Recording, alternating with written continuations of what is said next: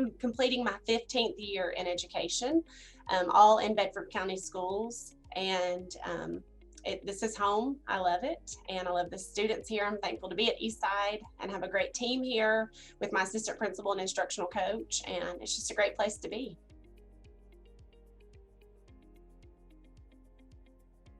I knew that I had a great leadership team, but I also knew that I needed help to really kind of push them outside of their comfort zone and to push them to be leaders in their individual grade levels. So that's where we really landed our focus this year, was on really honing in on those teacher leaders and developing their skill set so that they could in turn lead their individual teams.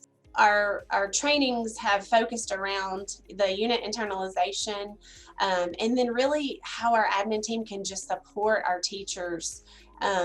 He's given us knowledge to feel more confident with the curriculum, since it's not something that we're teaching every day. What we can focus on that's most important, so we'll get the most bang for our buck, so that we can go in and support those teachers and know what we're talking about, even though they're the ones in the trenches living it every single day.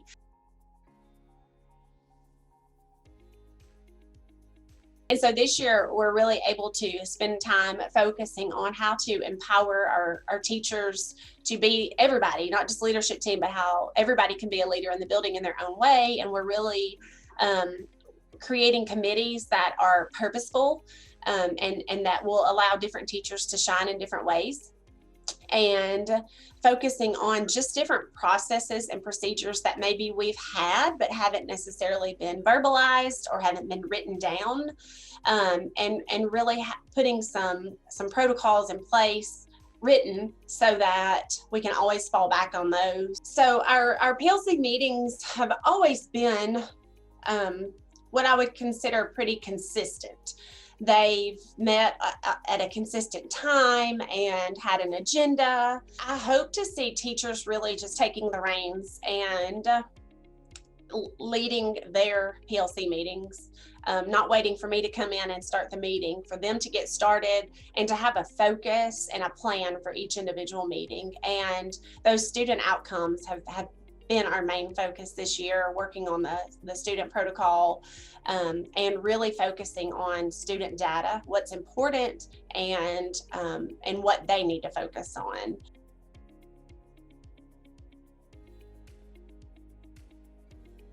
At one of our most recent jam sessions, we talked about really having a spreadsheet with every student in the building on it and focusing on what are the most important data pieces, and not just academics. We focused on attendance and social emotional learning, and where those students, how each individual student scores, and how we can support those students based on their needs. Like I said, not just academic, and figuring out, we don't need every single week's test in a tracker, but what are the important pieces of the puzzle that are going to help us support those students. And historically, we've given the social emotional learning to the guidance counselor and the attendance piece to the attendance clerk, but instruction partners really helped me remember, I guess, and focus on that all of those pieces of the puzzle fit together to help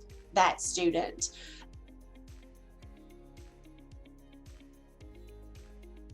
Instruction Partners has helped me to be more intentional about looking at the data pieces that really matter, not every piece, but the pieces that are really going to help drive instruction that will change those student outcomes, and just focusing on what's important, supporting those teachers so that they feel like they have a voice, and just really honing in on student deficits and how to support those deficits, whether it be through response to intervention or small group instruction in the classroom, and figuring out the best way to support each individual student. I feel good going into next year, because I feel that I know the policies and procedures that need to be in place, especially around leadership, and I feel like we have a good plan of action. What's important, what needs to be talked about, and what we need to focus on within like student work and student outcomes to support those student learners. And planning the summer for those things is really going to give us ahead of the game when school starts in August.